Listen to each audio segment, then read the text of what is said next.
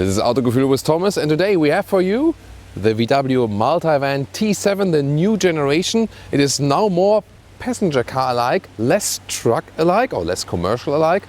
We'll go into the details and we start here at the front. You can see it is round, typical bully style. Well, that's not a negative thing because in Germany we say bully, but that's not the mobbing bully. It's just a word here we use in Germany for a microbus indeed, yeah. Strange, that translation indeed. You now get LED lamps from standard and optional. You can see these ones here, the matrix lamps. So more passenger car technology also now here in this generation for the microbus. And as a comparison, these here are the base LED lamps. So they indeed have a completely different styling, also different daytime running lights. This is a two-tone paint, but we also have different paints for you coming up very soon. Here, when you come to the side profile, you can see this is the energetic trim level, this is a high trim level, and yeah, the coast will also go up quite a lot, soon more to that. And here, in this case here, we have 18-inch wheels, so also styling wise, even topped up the game. And in the side profile, you can see here, this is the typical form follows function scheme. 4,97 meters or 196 inches is the length of the short version. You can see it here in the overhang. Soon going to compare also the longer version for you. Wheels come from 16 to 19 inch, by the way.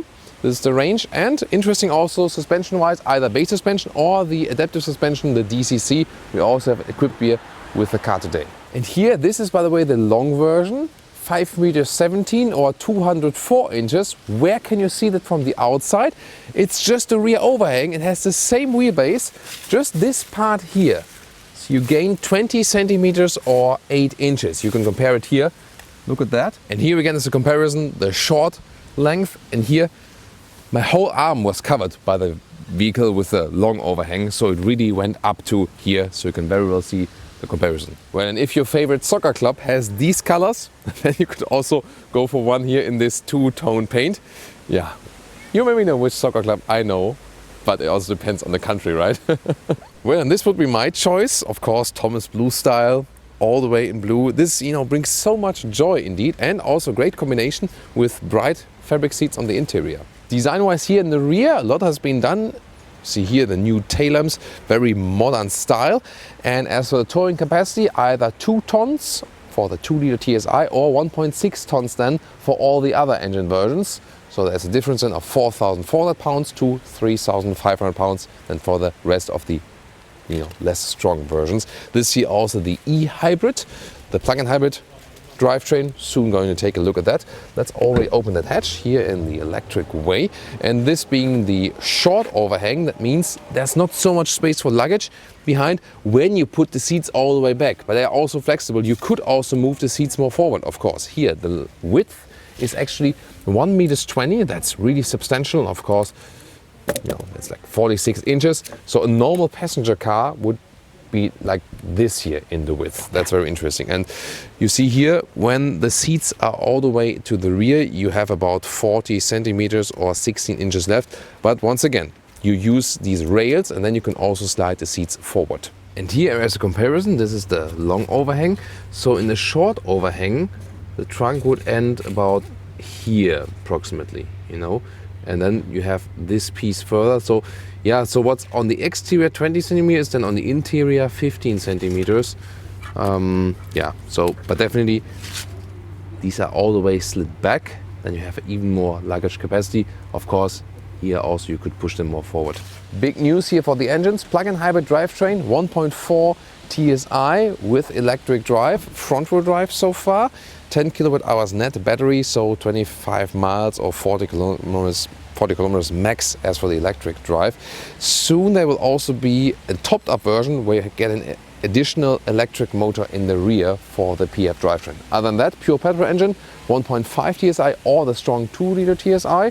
And later on also the 2-liter TDI, once again the diesel. It was the main engine before, but now definitely more going into the petrol and PHEV direction. This is the car key.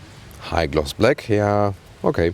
Oh, by the way, here, mono silver and energetic orange. This is the outside color for that one. Interesting, right? Door closing sound. Very solid, like that. Very good sound indeed. Then you have here a soft armrest. That's actually good as for the build quality and so on. Also nice with these door handles. Then a lot of space to put things here. Oh, like in Skoda's, a small trash bin. And then here this all new interior with a passenger car-like steering wheel with the modern style, but real buttons still, that's good to have. Also heated steering wheel is available actually. Then you have this very interesting styling element here. I'm not sure what they thought about that. I don't know. This one here is hard pack, by the way, but it has a nice structure, so it feels really good, although it's not soft. So I can very well live with that. It really looks and feels nice. Interesting. New seating choices available. This one here is a kind of the most sophisticated one with the microfiber inside, even two color here also with the bright microfiber that looks and feels really lovely. Leatherette on the outside, so this one here is animal free. And there are, for example, also bright fabric seats available that are a little bit cheaper but also look really, really good. Then you get inside and you don't sit as high as in the T6. So you also feel here in the seating position, you still have some of the command seating position and it's more upright than in a normal passenger car, but you don't feel like this, truck-alike feeling anymore. I think it's still good. It feels a little bit more agile. Steering wheel in and out, up and down, nice and easy to control. 1.86 or 6'1". We still have a lot of headroom left, and come closer here because the panoramic roof is kind of like split, and we already have one here in the front. This one is absolutely, fixed. You cannot open it. And there's more to come in the rear very soon. This is also very spectacular, but let's first finish here in the front. Interior overview, really a lot to discover here. It's relatively clean actually. This is here, for example, a cubby hole. Then you have the normal glove box, and here also dampened, that's good.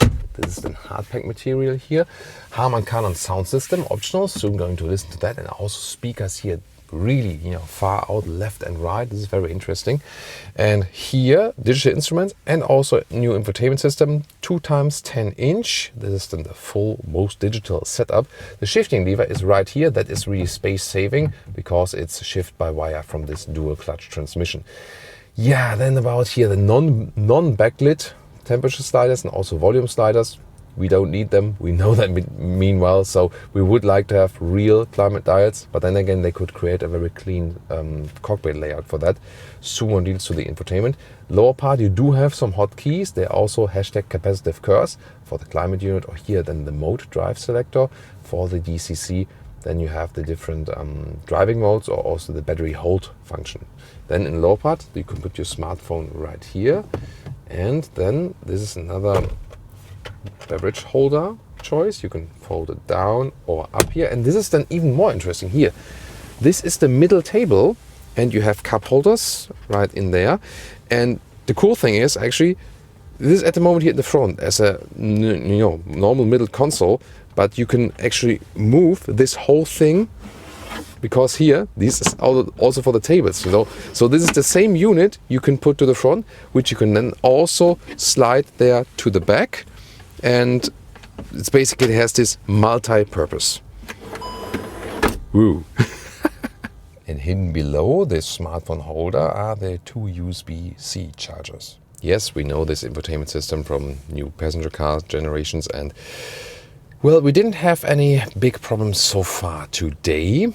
Glad to say that, but it's not the best overall. Interesting consumption figures we scored here for the plug-in hybrid drivetrain so far. You can read them right there. And for the seat heating or the climate control, you can also press it in here, but everything really hard to control actually while driving. And the car internal GPS should always be a little bit more responsive. You see the overall speed of the system is not really sufficient. They had recent software updates. They made it better, but not really that good overall. Apple CarPlay integration or Android Auto, both via cable or wireless, both is possible. And the Harman Kardon sound system, I can really say, super excellent. This has a great surround sound. So this cool thing about this car for me, you can have a great music party, a dance party in here. That's amazing. Digital instruments, you can switch the views, more simplistic view, for example, more classic view, or then, for example, also the map full screen, really good. And you can also order a head-up display. Now to the sides, you can order 1 or 2 sliding doors and manual or electric, and this looks really cool once again with the microfiber surfaces for the seats here in this case, but that's an option. And then the panoramic roof, that's of course also an option. So many things are optional in this vehicle. yeah, but that leaves a lot of light in. And let's crouch inside, and you have this new rail system, so you can easily move the seats front and back. And this goes in a very, very easy way and is a very smooth process indeed. And in that way here, this is in a 6-seater setup, but you can also get a 7-seater setup, for example. And you can also put the seats as they are right here, you know, facing each other, but you can also move them around. And that's also one crucial thing of that vehicle here. It's so easy to move the seats, but also to put them out completely like this. You can, for example, fold them down, then you have cup holders on top, like it's an additional table. And then you just need to put this one here, and then you could actually, here like this, put the whole seat out. That's so easy to do. And by this, you can actually, for example, let's say, take this and the other seat out and put the bicycle just, you know, without demounting anything in there, and leave the other side for the passengers. Or what you can also do, for example, when I move this seat here forward like this, then yeah, goes like this, then we would have more trunk. Or then again, if you say, you know, your family is like, you know, 4 persons overall, then you put these 2 seats here just and put these 2 completely out, and then you have here like a massive trunk length and can drive with 4 people, so that, you know, you're staying really, really flexible. And you can also now pull this table like this, so move it then to the back part, and then once again push it here to fold it up, and then we can also, yeah, maybe a little bit further like this, and then I can also use this table right here, and yeah, we can have a nice picnic. And then the front area then is actually just, you know, yeah, open, and you can always then also use these armrests, for example, here in the front then, so this gives also a nice traveling feeling. You might have seen that these seats here also are a little bit different, because these seats here, then they can be, you know, just like as they are here. They have the independent seats, seat belts here directly inbuilt. Other than that, you have, for example, you know, these here in the back. There, the seat belt comes from here, and you can see there's another seat belt coming from here, and that would be then the other solution when they are in a different position. So I took the first seat out then, and I slid this one forward, so I can also take this one out then. They are quite heavy, but you know, it's okay, depending on how strong you are actually. And then I want to show you the perspective from the rear, where we have one side. And here we go, we take out this cover. By the way, here's a small torch, so you can also take it out. That's possible. And this is here the control for the towing hook.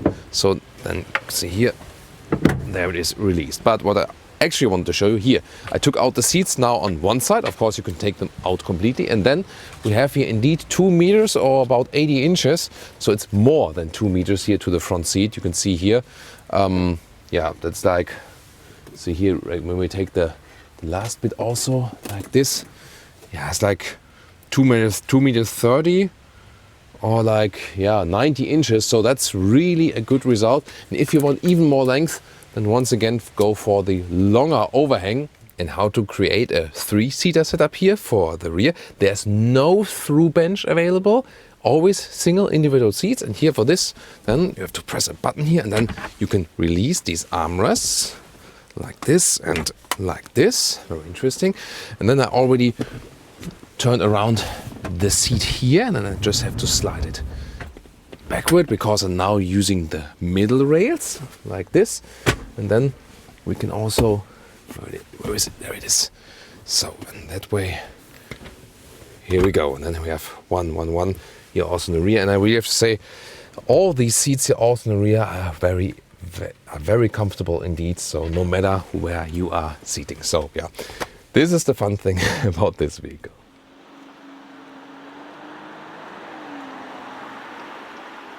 Welcome to Thomas's Driving Lounge with the VW T7 Multivan. And this is, I can already tell you so far, such a huge difference in driving to the outgoing model.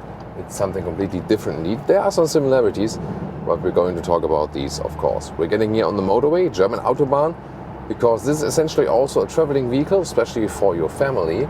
And noise insulation, you cannot compare it like, you know, to a luxury sedan or something. But for such a van, this segment here, it's actually quite good. So we're here at about 100 kilometers an hour or 60 miles an hour. Of course, you have just more area, you know, where noise can build up, so to speak. But it's actually quite good, quite well dampened also, you know, from the window area and so on. Here on the motorway, so far, 100 kilometers an hour, we set the cruise control right here on the steering wheel. Gladly, we still have the manual buttons, and yeah, sometimes a little bit unclear which button to press here indeed, but at least with the hard buttons it's way easier. So in the cruise control, distance to the car in front of you is being kept, and also the lane keeping assist is activated. Let's see if it catches me in the lane. Here we go. See here, this counter steering. So, and it works in a very flawless and also rather smooth way. So there's not a hard attack from the steering wheel or something. So that's also very well done. You also have a blind spot monitor. It appears here in the side mirror as inbuilt right there. And when I hit the turning indicator, it's also flashing. So assistance systems wise, you can really get everything that they offer at the moment in the corporation. That's a good thing to have, definitely. It feels definitely more passenger car alike, clearly to say that. You also sit a little bit lower, but however, due to the building form, the space around you, you still somehow have this bully VW Multivan feeling, or this microbus feeling. So it is still there, but it definitely feels less truck-alike. And yeah, on the one hand, you can say it's somehow fun to sit even higher. On the other hand, this feels so much better to maneuver, and soon we're also driving, some countryside, city traffic, and so on, a little bit slower and so on. This, of course, the best advantage there. But here already on the motorway, it feels so easy to handle. We have the DCC also here, the dynamic chassis control. In the comfort mode, it's the most comfortable driving experience. In the sport mode, the suspension stiffens up, and we can go racing with this multivan. When do you feel it? For example, when you do a lane change or so, then you feel that the suspension is giving you a little bit more feedback, for example. As for how fast it drives, also when you are in the sport mode, it changes to this S shifting mode. You could, however, also when you are in the comfort mode, press the shifting lever down once, and then you see also the gauges change to red. Then you're just in the S shifting mode. That means the car is shifting down a gear for you, just for you automatically, and the gears are also turned up higher. So overall, then more performance. Most of the time, probably you'll rather hug to the right lane and also set the cruise control, and then just enjoy this traveling feeling. So once again, other pure passenger cars, which you could get in at this price point, are more silent in the drive. Yes. However, this one here feels so much more passenger car alike if you compare it to the outgoing model, and it can be criticized as for the interior space, for example, but I think it does still have, a lot of interior space. But driving wise, already here from the motorway driving, really have to say it is just way better to drive. It feels more modern, it feels easier to drive. It is indeed a more likable driving experience. And here, let's go to that sport mode and show you one acceleration with this hybrid drivetrain, 1.4 liter, from 70 kilometers an hour.